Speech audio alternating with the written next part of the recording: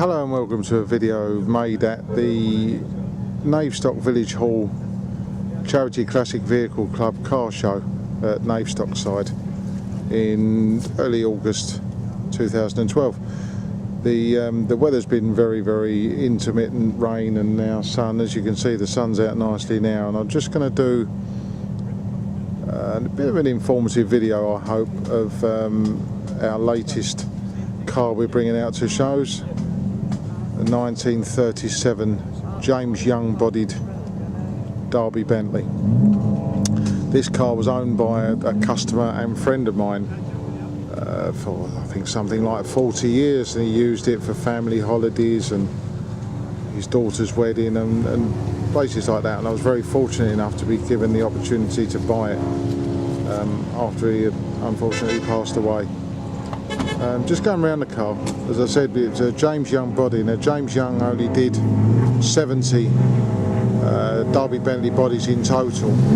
This was known as the Sports Saloon, or Razor Edge as it's been referred to, because as you can see the very sharp lines on it. Now, out of the 70 James Young bodies that were made on Derby Bentleys, they did 35 for the 3.5 litre engine and 35 for the 4.25 litre engine, and this particular car is a 4.25. So just going round having a look, just moving in on the car now. As you can see, suicide doors on the front and nice old white leather interior.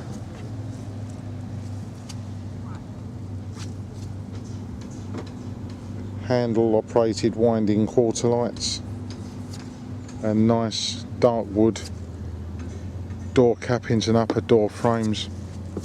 Also, as you can see there, a dark wood ebony dashboard. Now, this car's in an original condition from its previous owner. All that I've really done to it is recommission it. It did need quite a bit of servicing work, if you like, to get it reliable on the road, which was carried out prior to doing a friend's wedding yesterday. Not really looking to hire it out for weddings, but as this was a special friend, it was my aim to get it on the road for them. As you can see, the on the back there, the trafficators have been added. Red indicators there added. They would not have been a standard feature. The standard indicators on this car were semaphore type, as you can see here on the centre pillar. So as you operated the indicator, that arm would have come out and be lit to show which way you were turning. The problem you have with using semaphore indicators these days is, unfortunately, more modern motorists are not looking for this sort of thing, and sometimes they don't see that you're actually indicating, so they can be a bit dangerous. So the flashing indicators are a bonus if the car's going to be used a lot on the road, which hopefully we will with this one. Just going round to the back of the car, another old Bentley being driven off there. Just going round to the back of the car, we have two handles to open the boot. So I'm just going to have to hold the camera up for a moment while I operate these handles, as it's a two-hand job. So I'll just put the camera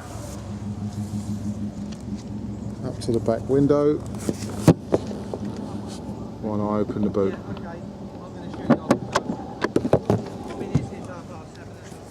So that's the boot open now. Now, as you can see, there's still no access to the actual luggage storage area, but what you have is a platform for putting your trunk. So you had a waterproof trunk on the outside. You had an arm here, as you can see, fits in place there, and a lever down on top to stop it all bouncing about, and you have the same both sides. So then what you would do, you would fasten your trunk here using an eye there and an eye there, strapping the trunk in place. So when you get to where you're going, if you needed to store anything that isn't waterproof, then you had another compartment showing all our stuff in there, which was the actual boot space proper. So just releasing these clips here again, putting those back. So inside the boot lid, you had another trap door, and there was the toolkit. Not complete, as you can see, but we are working on it. We've got quite a collection, and all these will be cleaned and painted, and I may even re-baize that box. But as you can see, in a nice old original used condition. So just quite a heavy boot lid, so just lifting it up in place for now. I can't lock it with only one hand.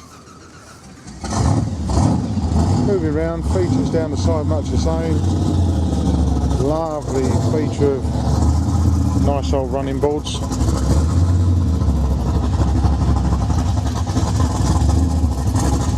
There.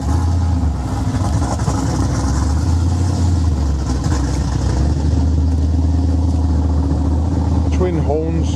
It's actually a switch on the dashboard that alters those for what they call country and town use, so you could have them louder or softer. When you bought one of these cars from the Bentley company, all you actually got was the chassis, engine and gearbox, radiator and a bonnet. And then you designated which coach builder the vehicle was going to go to, and it was taken there, and the body was built either straight from their catalogue as a standard one of their bodies they offered, or one to your specification. I'm sorry about the background noise, but we've got a rather powerful American car being started up and skidding around on the wet grass. I hope this doesn't spoil your enjoyment. So, got opening windscreen on this car, operated by a turn handle on the inside, on the centre of the dash. And inside there we got what was known at the time as a sunshine roof, and in the back, a sort of vanity compartment on the side there, showing 3 nice old cologne bottles. They also had a light switch inside those vanity units, so that you could light up the mirror when you needed to use it. Various different controls on the steering wheel. You had an advanced retard setting, a run and start setting, which is basically the choke and enrichment device. You also had a hand throttle, which gave you a fast idle when you were starting it up from cold, and the bottom right hand one there was is a setting for the ride of the suspension, so you could have it set to soft and hard. So from the outside of the car and the basic controls, that's really about it for this video. So I hope you have enjoyed looking at our lovely old Bentley. Its previous owner, and the family for that matter, had a nickname, and it was called Murgatroyd. So this is Murgatroyd the Bentley, and thank you very much for watching. And I'll probably do more videos of Murgatroyd as he gets out and about, and as we detail under the bonnet, I'll show you what's being done under there. So thank you very much for watching, and we'll speak to you soon. Thank you and goodbye.